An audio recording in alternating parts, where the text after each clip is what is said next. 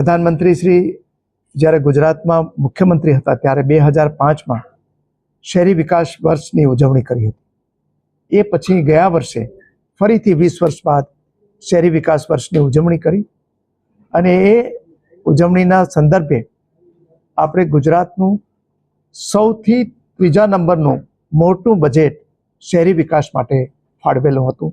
30,000 કરોડ રૂપિયાની જોગવાઈ ગયા વર્ષે કરી હતી। આ વર્ષે પણ એટલી જ જોગવાઈ આપણે શહેરી વિકાસ માટે કરેલી છે। ગુજરાત હવે માત્ર ગ્રામ્ય વિસ્તાર નહીં, પરંતુ જેટલો ગ્રામ્યમાં વસ્તી વસે છે એટલી જ વસ્તી આજે 50% જેટલી વસ્તી શહેરોમાં છે। ત્યારે શહેરો છે એ ટકાઉ વિકાસ થાય એમનો અને વૈશ્વિક સ્પર્ધા કરી શકે એવા શહેરો બને એ માટે મહાનગરો માટે અલગ અલગ સંકલ્પ પત્રોનું વિમોચન થઈ રહ્યું છે।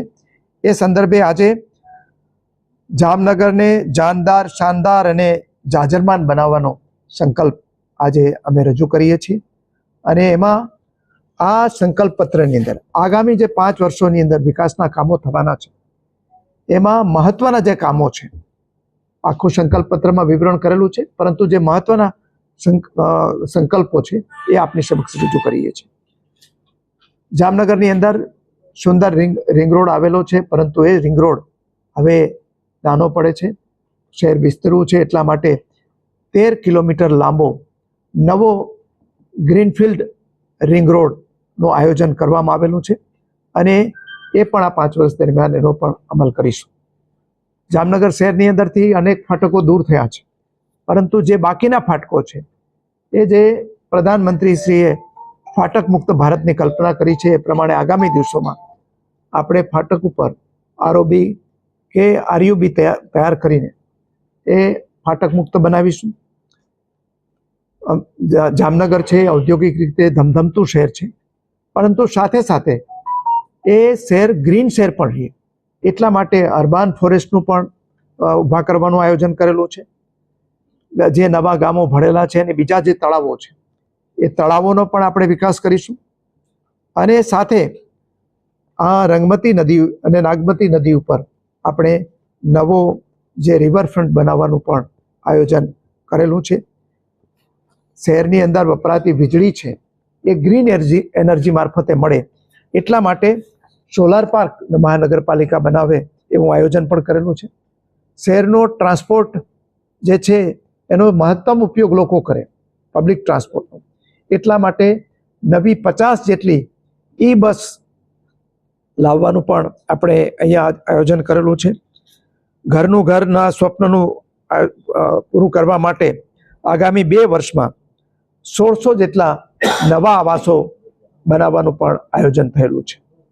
જે 1404 જેટલા જે આવાસો છે એ આવાસોને રીડેવલપમેન્ટ કરવાનું પણ આપણે આયોજન છે।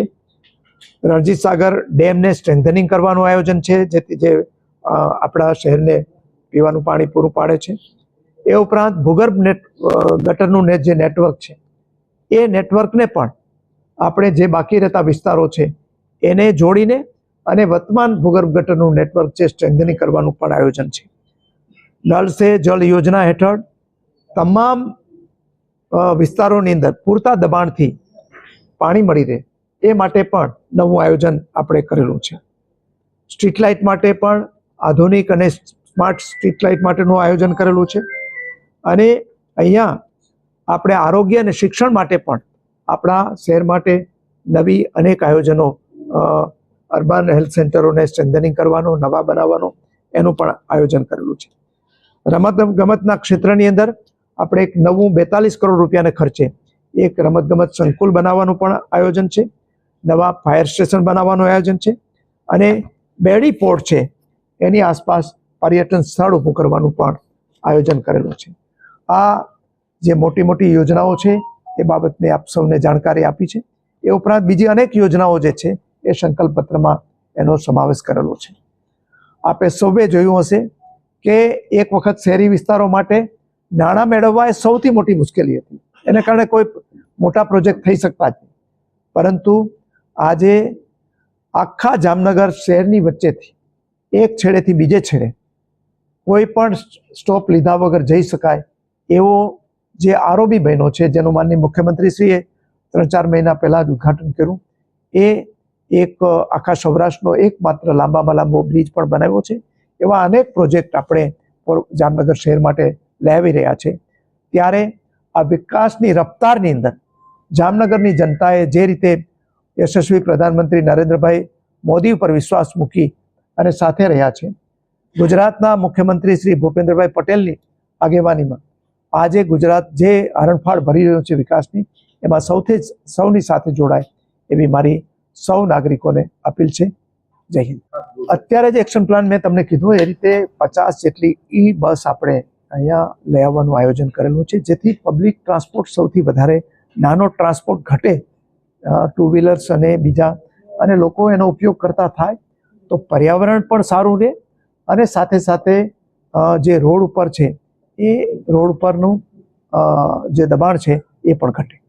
Thank you. વિકાસ તો બહુ થયો છે, પરંતુ ફ્લાયઓવર બ્રિજ છે, સ્ટેડિયમ છે, સ્પોર્ટ્સ કોમ્પ્લેક્સ છે, એ 3-4 બજેટથી આવ્યા કરે છે, બનાવશું. પણ એ કામ થોડું ઝડપથી, અન્ય શહેરોમાં થોડું ઝડપ થાય છે કામમાં, અહીંયા થોડી કામમાં થોડી ઢીલાશ થાય કોઈ પણ કારણોસર. એ ઝડપથી એવા બને ને ગ્રાન્ટ પૂરી મળે અને ક્રિકેટ સ્ટેડિયમમાં ઝડપથી શરૂ થાય એવા 2-3 પ્રોજેક્ટ છે તો લોકો માટે ખૂબ જ ઉપયોગી છે. મેં આપણે કહ્યું એ પ્રમાણે આપણે નવું સ્પોર્ટ્સ સંકુલ બનાવવાનું આયોજન આ વખતના બજેટમાં લીધું જ છે, આ વખતના સંકલ્પ પત્રમાં લીધું છે, અને એ સંકલ્પ પત્ર પ્રમાણે આપણે જરૂરથી કામ કરીશું. અને હવે તો જ્યારે ગુજરાતની અંદર કોમનવેલ્થ ગેમ 2030માં આયોજન કરવાનું આપણે નક્કી કરેલું છે, આપણે યજમાનશીપ મળી ગઈ છે એના માટે, અને 2036ની અંદર દેશની અંદર ઓલિમ્પિક લઈ આવવાનું પણ આયોજન છે. અને એનો જો એ શક્ય બન્યું તો ગુજરાતમાં જ એ થવાનું છે. ત્યારે આપણે સ્પોર્ટ્સ કલ્ચર ખૂબ વિકસાવી રહ્યા છે અને એના ભાગરૂપે અહીંયા પણ કામગીરી થવાની છે, કારણ કે જામનગર છે હંમેશા સ્પોર્ટ્સમાં એને લીડ કરેલું છે. Thank you.